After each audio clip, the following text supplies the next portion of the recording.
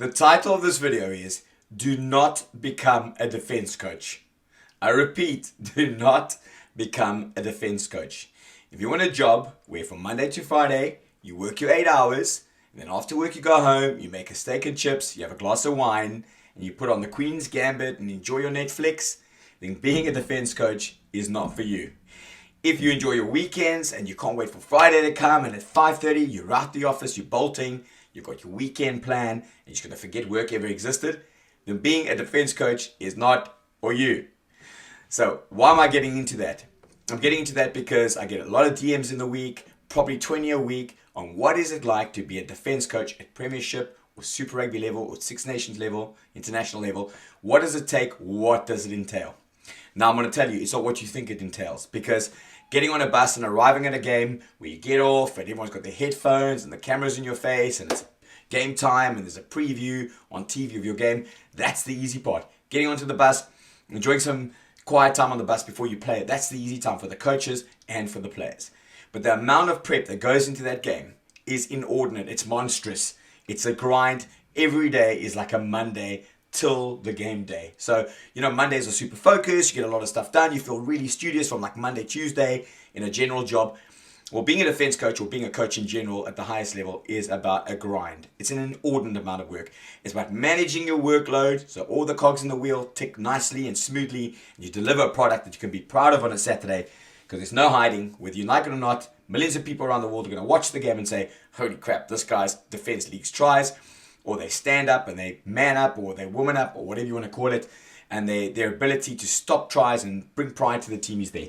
So there's no running away from it. Your work in the week has got to culminate in something special, a defense to be admired, and a defense to be respected, and a defense that people can rely on. So why did I say do not become a defense coach? Because it's a mind-consuming, all-out Monday to Sunday, 18-hour day virtually, mind-boggling siege. Because if you have a look at how the week works and the amount of work you have to get through, you'll understand what I'm saying. So let's hypothetically look at how does this hamster wheel of a workload, how does it work? What does it entail? So in a week where you're playing a team, you've got to remember you've probably just finished playing somebody else. So as an example, if you played Newcastle on a Saturday, you probably get 10 minutes to celebrate, high five everyone, and then you go into a coaches meeting where you're going to discuss generically, but you're going to discuss the situation, what unfolded with the game. So the game codes are coming on your laptop in about an hour, hour and a half. Everyone gets to have a quick chat about their perception of the game, how it was played, how well we played, attack, defense, set piece, etc. And about an hour and a half after the time, the medics come in, they speak about the injuries we think we suffered. Obviously, an hour and a half after, you won't know the real severity. We just have a plus minus picture. So then we know who we can select for the following week. So you'll probably have a chat around who would play next week, according, because we might be playing Exeter as an example the following week. And we say, look, we're playing Exeter, who might be available, who might not be available. And with these certain players available, what will the training week look like, what will the training content look like, and so on. That's straight after the game for 3 hours. Now, this won't be the first time we thought about Exeter while we're playing Newcastle. And that's why I speak about the hamster wheel, because we would have played hypothetically Worcester Warriors the Saturday before Newcastle. We've reviewed that game, and in that week we would have been previewing, after showing the guys what Warriors are going to bring. We play Warriors, we will be already looking at Newcastle, previewing what they bring, and then while we're about to prepare for Newcastle, we've presented to the players everything on about their attack, their default shape, their maps, their strike moves on a Tuesday. By Wednesday, I'm already looking at Exeter and watching all their clips and checking their trend analysis. So you're rolling Warriors into Newcastle into Exeter. You're rolling like 3 games on a knife's edge in a cycle all the time. Now, that is separate from obviously doing your training session planning. So you plan, what are you going to do when you have your defense session on a Tuesday? Or if you run defense and exits, for example, what are you going to do? What is the content? What do you need to do better? What one-on-ones do you need to have with what individuals to get them up to the level? What mini units in terms of loose forwards or maybe backline players you need to get in synergy to have a separate meeting or separate fundamentals? So now you need to code at least 2 to 3 training sessions in the week, coupled to this review process of the opposition you're playing. So it's an inordinate amount of coding and work in terms of previewing the opposition, the stats, the facts, the trends, and the video to support. Then you play those guys. It's reviewing how well you did against them while already having watched who you playing the next week and what they bring. So you've got to balance that. It's a massive balancing act. Now, once you've played the game, you celebrated, you've had those medical meetings, you've had a quick update, you've got the codes, you go home and you code for about 6-7 hours that night. Okay, and it's flat out. You code as a defense coach, you code all the set piece, so lineouts and scrums, set piece attack, the general attack, the default shape, the turnover attack against you, the counter attack against you, and so on. And that takes an inordinate amount of time to do, but you've got to do it. And then you'll watch the individual codes the next day to see how everyone's first up shots were, choke tackles, counter rucks, jackling, line speed, pick up all the errors, the vision errors, whatever the case is, whatever you're looking for. So it is a huge stack of rolling work. Now, the reason I said to you in the beginning that you won't want to be a defense coach is you have to have that passion and that want and that will to take a team and to mold them and be at the fucking front line, going through the war, going through the good times and the bad times, and producing on the front line with your players. Because I can tell you, it's too easy to blame players and say, oh, he didn't do this, he didn't do that. But to be honest, it's always on the coach to actually produce. Because if you're working as hard as you can, you're producing the details, you're finding out the nitty gritty to do with how to beat the opposition that you're playing in terms of the defense and shutting down the attack, well, it should be easier with your players. But that plug into them takes an inordinate amount of time, a lot of focus, and a lot of details. So that's part one. That is why you do not want to be a defense coach. Part two, you can't just leave your work at home. You know, you might have, for example, played, like I said, Newcastle, you code the game for 6 hours on a Saturday night, you wake up on a Sunday morning, you're coding the individuals, you're watching the errors, and that eats your whole weekend away. By that time, Monday comes, you're working, you're taking sessions again, you're having one-on-one meetings, and basically there isn't the whole thing of I work 8 hours and I go home and chill.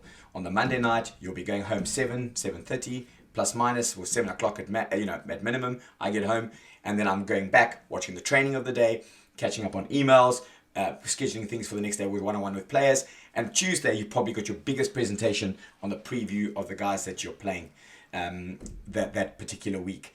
By Wednesday, you've had your big day, but now you're starting to look. You've played Exeter, now you're playing, for example, Bath. You're starting to look at Bath's games, their footage, pick up their trends, their nuances. So you go home at night at 6-7 o'clock at night, mainly 7 o'clock at night, and you're watching training reviews, you're coding training, and then you're watching the next opposition while you're presenting how you're going to handle the team you're playing that week, for example, in Exeter.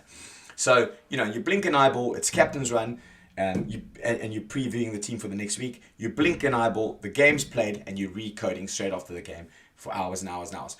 So, day turns into night, night turns into day, and if you want to be at the cutting edge of your defense, you've got to put that level of time in. Now, just as a heads up, so I get asked this question a lot, like, how many webinars do I attend? How do I stay at cutting edge? What is my approach to defense? Now, I know a lot of guys are coming up in the game as defense coaches, and my advice is be authentic, okay? Go to webinars, do courses and so on, but think about how does it impact you?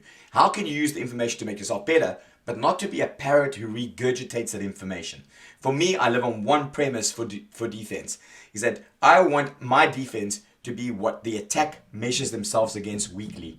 I want them to measure themselves up against my defense, saying, this defense has got so many threats, they shut you down, they're on top of you the whole time. How do we need to evolve to cope with this defense? So that's my premise. So I run my defense on the fact that we do take risks. We're not high risk, high reward, uncalculated, but we take calculated risks. We try to take advantage of the opposition attack like they try and take advantage of you.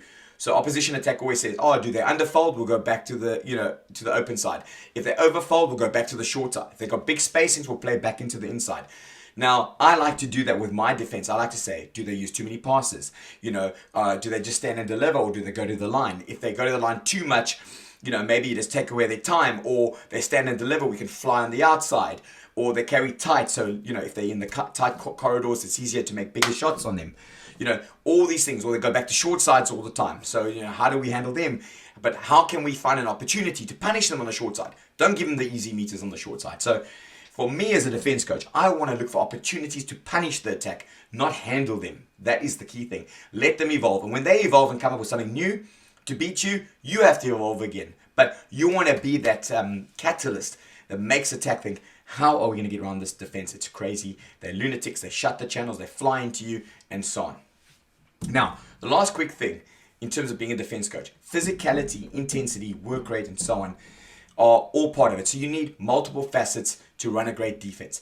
From the physicality standpoint, don't let people tell you like, oh, why do you talk about physicality and so on? You know, about big shots. It sounds bullish. It sounds macho. Listen, the attack are trying to attack you. And it's not me being, crazy and being outlandish. At the end of the day, the attack is running as hard as it can with a ball, like a rhino charging at you. They're trying to run over you, around you, through you. And if you don't prepare your guys and gals to handle that gain line war and tackle them back, you're doing them a disservice, to be honest. Because if they're coming at you to hurt you and break you down and score tries, you should be able to handle them on the gain line. And that takes a big physical effort in terms of preparing the defensive conditioning side of the game, which is power, endurance, tackle technique, defensive breakdown, smooth movement, mobility, all for defense. On the intellectual side, you need stability in your system. Do not go, you do this in this part of the field, you do that in that part of the field, you only do this here, you only leg chop there. Don't be black and white. Try and come up with a solution where it matches the strengths of your team, the strength of you as a coach, and something you truly believe in. Stop looking at what other teams do. You look at the All Blacks, like somebody sent me clips, 0 to 30 meters from the line, the All Blacks are going soft and jockeying off. That might work for them, but it might not work for you, or it might not be logical, even though the All Blacks do it, for example. Or chopping and pushing down to jackal for the ball. It might give away too many offloads or too much momentum. Use your mind. Don't jockey in between what you're seeing or what sounds fashionable. Have a baseline system where it's strong, great principles, lots of certainty. You cover the physical, the intellectual, and the emotional side of the game, okay? Because you've got to align your goals, the individual's goals, and their emotional input with yours to give that will to defend. But on the physical, intellectual, and the emotional side, it's got to come together in a very consistent way. And then you look for the opportunities of where can we punish this attack? Where do they fall short? Where can we take advantage of them? Do they use too many passes? Are they a bit sloppy? What can we take advantage of at the breakdown? Are they slow to clean and so on? Okay, so that's my standpoint on being a defense coach. It's really exciting. It's really rewarding. If you're willing to work every day like a Monday where your workload is really heavy, it's really intense, it's a lot of responsibility. When you concede tries, it's really an eyesore. I mean, I can tell you, the moment you concede over 2 tries, people are like, who's the defense coach? Why are they conceding tries? We've got no pride. So I love attack. Attack's beautiful. It's great to score tries, but everybody loves the ball in their hand. Being a defensive team that pitches up week in, week out and delivers the goods is not just about having a big heart or being macho or being tough. It's about the whole package. Being able to be physical while being intellectual, while having the right emotional content to bring to the table. And it's really the coach that stirs that pot and interacts with their players and combines with them and collaborates with them to produce a great, great product. So anyway, I hope that helps. If you need anything, get hold of me on Twitter at Omar Defense, or you can go to my website at whistletowhistle.com. There are a lot of resources there, and you can get hold of me there as well and see if we can help you on your coaching or your playing journey. I hope to see you soon. Take care.